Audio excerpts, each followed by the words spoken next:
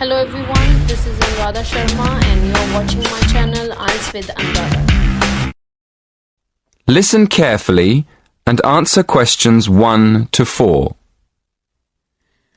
Good afternoon. Many people in the Western world eat the wrong food, and they eat far too much of it. So, the topic of my lecture today is healthy eating.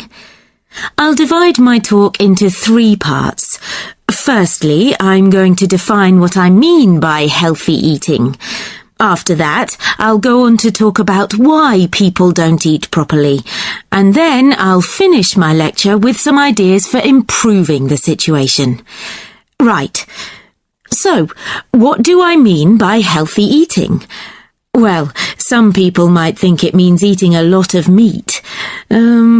Of course, vegetarians wouldn't agree with this. They think eating meat is very unhealthy. Other people think that eating a lot of cabbage is good for you, or a lot of salad. Well, naturally, cabbage, salad and meat can all be part of healthy eating. But for me, healthy eating means 2 things. One is eating a balanced diet, and the other is eating the right amount of food. In my opinion, a balanced diet means eating a variety of foods, including meat, vegetables, fruit, cereals, and dairy foods. Obviously, the amount of food we should eat is more difficult to decide. It depends a lot on how active we are.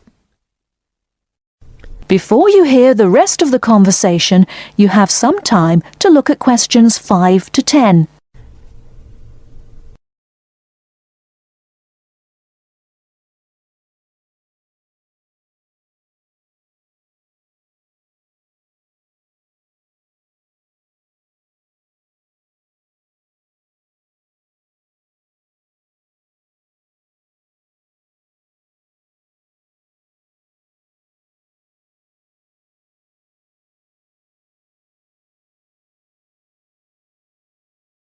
Now listen and answer questions 5 to 10. Now on to my next point. Why do so many people eat badly? Well, let's look first at having a balanced diet. To have a balanced diet, you have to plan your meals in advance and then buy the right food, and then take time to cook it properly. But these days, people are so busy working that they don't have time to go shopping, so they end up buying fast food at the last minute. Another reason people don't eat well nowadays is that it's actually cheaper to buy food already prepared in a packet. So, people who haven't got much money will buy packet food rather than cook something fresh. And a final reason why people don't eat healthily is that they don't know how to. In my opinion, schools don't do nearly enough to educate their pupils in healthy eating habits. And now to my third and last point. What can we do to solve the problem? Well, I think it can be solved by 3 main groups: families, schools, and the government. To start with, parents should make sure their children have a healthy diet. Secondly, a lot of schools have self-service machines where their pupils can buy soft drinks, crisps, sweets and chocolates. I think schools should change what they sell in these machines. Another thing schools can do is make sure that the food they serve in their canteens is fresh and well balanced. And to finish, I'll briefly mention 2 of the measures I think the government should take to encourage healthy eating. One is to limit advertising unhealthy food, and the other is to spend more money on educating the public about the benefits of a healthy diet. In my next lecture, I'll go into more detail about them. That is the end of part 1. You now have half a minute to check your answers.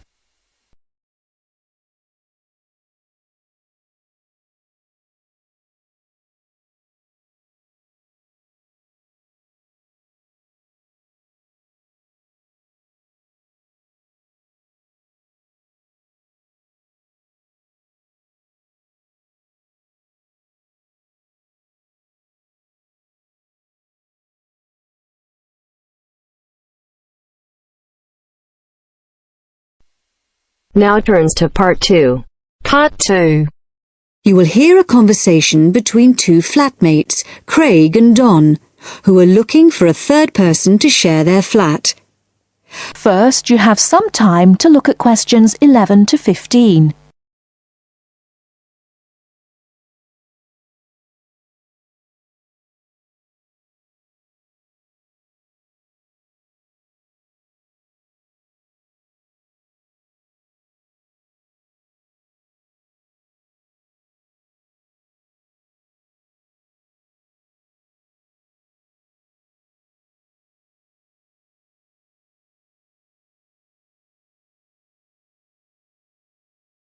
Now, listen carefully and answer questions 11 to 15.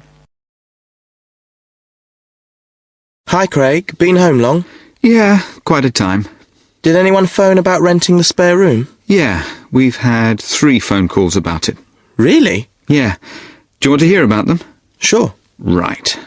The first one was called Phil Parrott. Uh-huh. He's a teacher. He's just qualified and he teaches sports. Okay. Actually, I'm not sure about him. He certainly sounded energetic, but he asked lots of questions about whether we smoked and what sort of food we cooked. Yeah. I mean, we don't exactly live on pizza and chips and takeaways. Well, not quite, but... But he might be a bit too health conscious to really fit in with the sort of life we lead. Yeah. And he asked a lot of questions about the room. He said he needs a big room because he's got lots of sports equipment. Well, that's okay. The room's quite big, but I'm not so sure about him. What about the second one? He was called David Spencer. Spender? No, Spencer. C-E-R. He works at Cooper Long. You know, the big company on Broad Street. He said he was a lawyer. Oh. I'd have thought in that case he'd be earning enough to rent his own place. I wonder why he wants to share a flat. Well, he didn't say. He's quite a bit older than us. He did say he's just moved down here from the north of England. He seemed very quiet, actually. Maybe he wants to meet some new people. I got the impression he was a hard-working kind of person who doesn't go out all that much. Right. But he sounded okay. Oh, one thing, though. He said he wouldn't be staying in the flat at the weekends, so he wants to pay reduced costs for gas and electricity, because he's only here 5 days out of 7. Oh, I'm not sure about that. What do you think? Well, I suppose it's fair, but it all sounds a bit complicated. Before you hear the rest of the talk, you have some time to look at questions 16 to 20.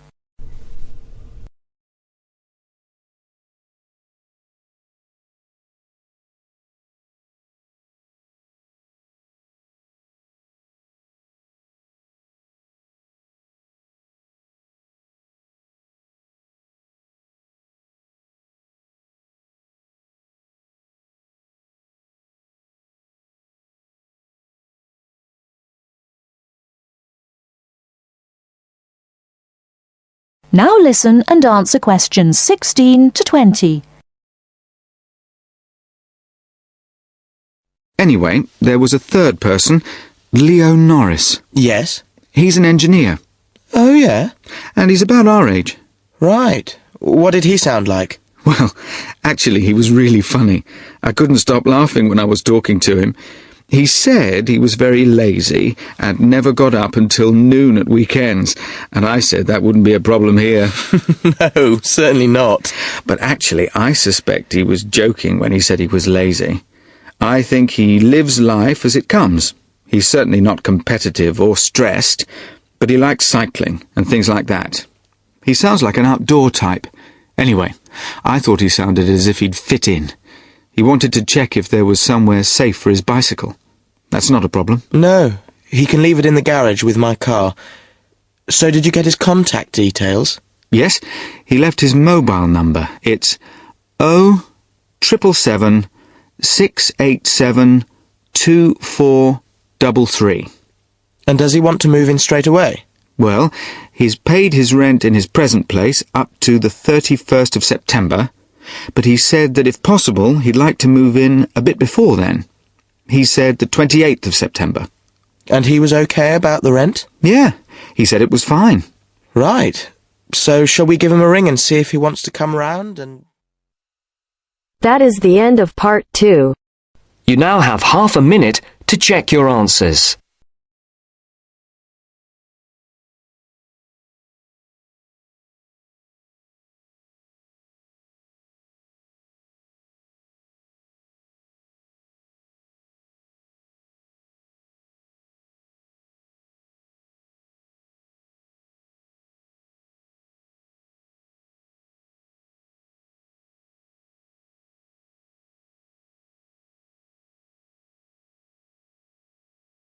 Now turns to part 3. Part 3. You will hear a tutor and 2 students discussing the best ways to study. First, you have some time to look at questions 21 to 25.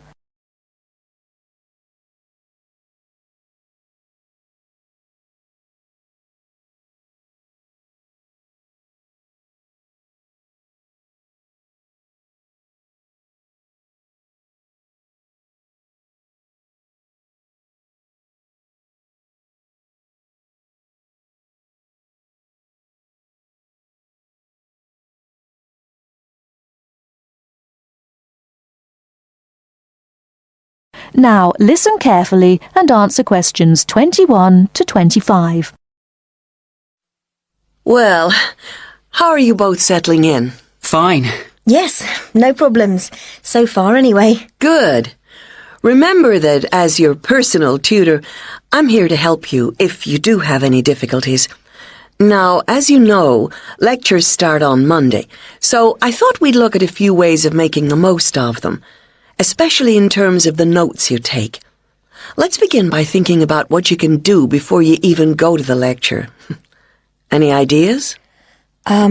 Make sure you're up to date with all the background reading, so you know plenty about the subject already. Yes, that's essential.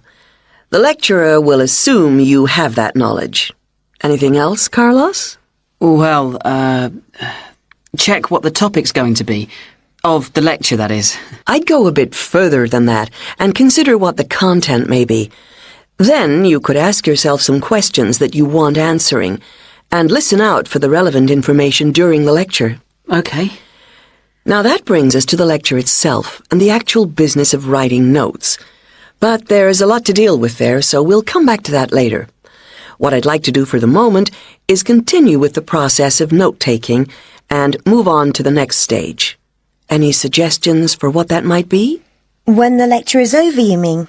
Yes, once you're able to sit down somewhere quiet with your notes. Read them?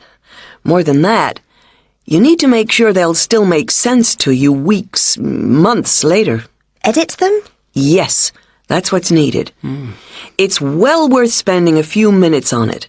Any missing words, anything difficult to read, things you didn't have time to jot down, now is the time to do so, while everything's still fresh in your mind. Right.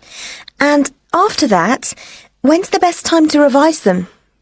When do you think, Carlos? I'd say just before the next lecture, in the same subject. Precisely. That's a vital time to look at them again, for obvious reasons.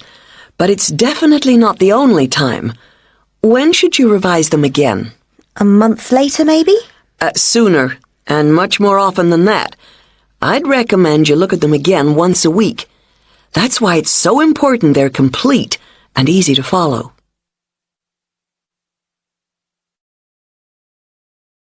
Before you hear the rest of the talk, you have some time to look at questions 26 to 30.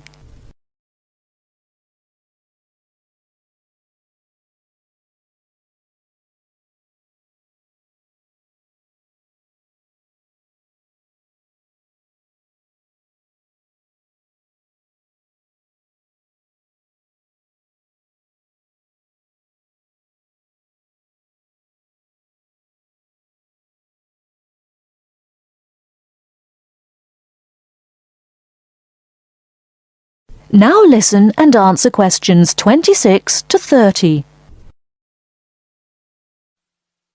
Right. Let's go back to note-taking and begin with the basics before the lecture has even started. What should you do when you walk into the room?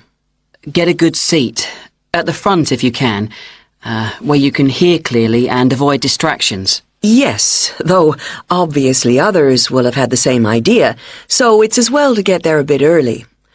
So, when the lecture's underway and you're busy jotting things down, what should you try to ensure? That you're getting all the main points. And what if you don't catch something you know must be important? I'd leave a space.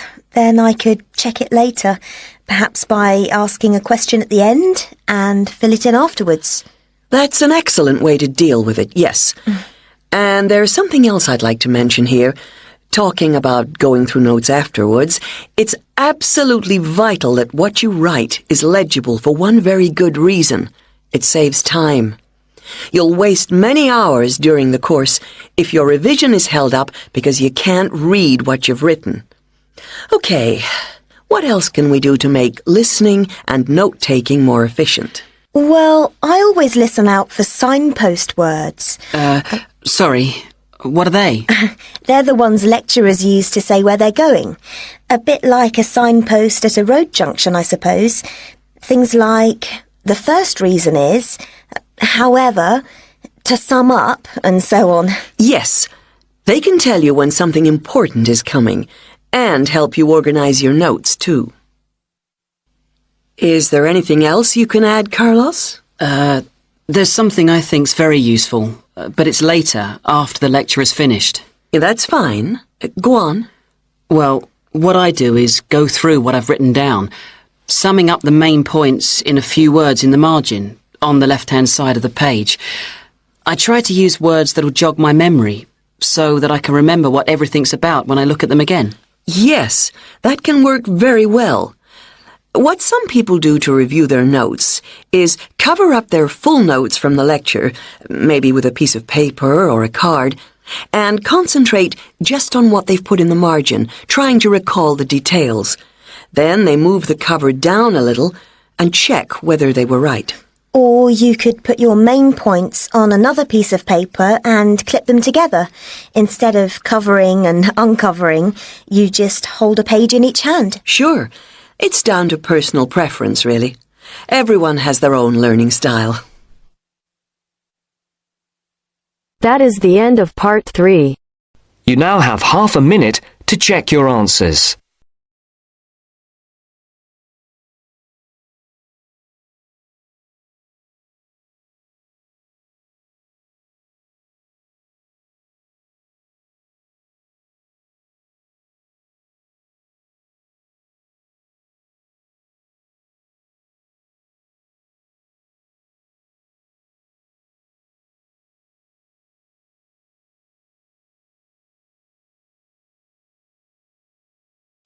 Now turns to part 4. Part 4. Section 4. You will hear part of a lecture on art history. First, you have some time to look at questions 31 to 40.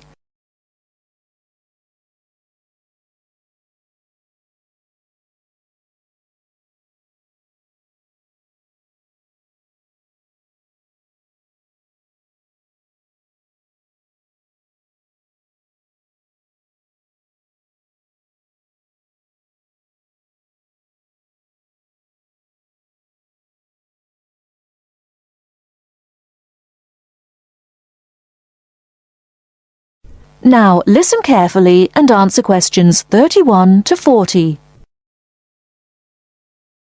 In the last lectures, we looked at the art of the ancient Egyptians, and then considered the art of other ancient Mediterranean civilizations, in particular Greece and Rome. We're now going to return to Egypt to consider a set of very unusual pictures known as the Fayum portraits. The Fayum is a lush green area about 100 kilometers west of Cairo. Following the conquest of Egypt by the Greek warrior Alexander the Great in 332 BC, large numbers of businessmen and officials who had come over from Greece settled in this fertile region with their families. They gradually adopted some features of Egyptian culture, including the practice of mummification, embalming the bodies of their dead and wrapping them in linen bandages in order to preserve them as mummies. The name actually comes from an Arabic word meaning an embalmed body. These newcomers made one distinctive innovation, though. After binding the mummy, they laid over the face a picture representing the person inside. The portraits look like oil on canvas, but they were actually produced using a technique called encaustic, where the artist applies pigmented wax to a wooden board with a small spatula.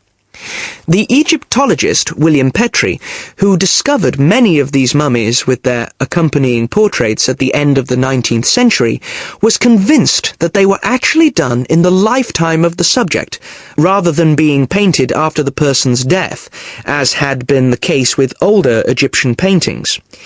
He felt they were very different from the traditional stylized images that had been used on Egyptian mummy casings in previous centuries, and was convinced that they were actually portraits giving a realistic depiction of the person.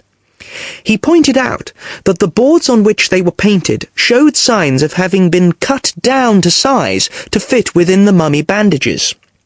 To him, this suggested that they may have originally been larger and been hung in the houses of the owners during their lifetimes.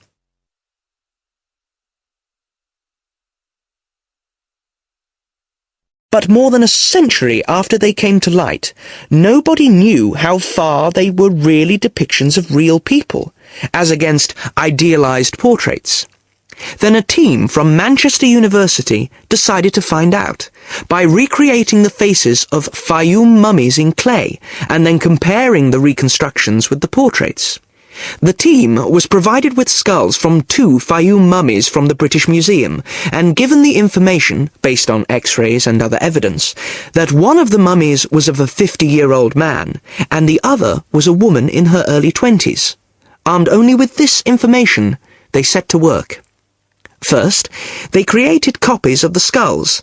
Then they used clay to build up the facial muscles in order to reconstruct what the person looked like. After weeks of painstaking labour, 2 faces emerged. Only then were the 2 portraits revealed so that the match between the reconstructions and the portraits could be examined. In the case of the man, both model and portrait showed a broad, flat face with a slightly hooked nose and a fleshy mouth with broad lips. But the man in the portrait was noticeable for his 5 o'clock shadow, the beard beginning to grow around his chin and on his cheeks.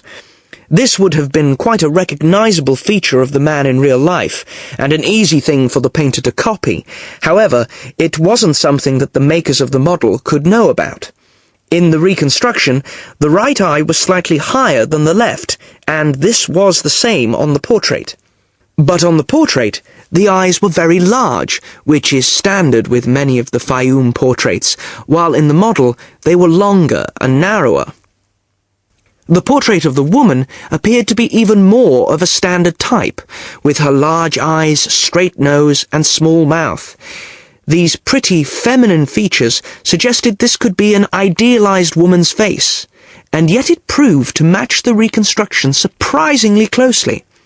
The proportions of the lower face corresponded, and so did those of the forehead, though in the portrait the eyes were closer together and larger than in the reconstruction. And in both cases, the head was set on a solid neck, suggesting a more powerful physique than you might have expected from these delicate features. So, overall, the similarities between the portraits and the models are too close to be accidental. The artists may have started from a standard picture, but attempts were made to modify this to reflect the characteristics of the subject, what gave the face its personal qualities. Obviously, this isn't much of a sample upon which to judge an entire genre of portraiture, but the researchers are convinced that, on the whole, the artists aimed to represent their subjects as they appeared in real life, whether this was flattering to them or not.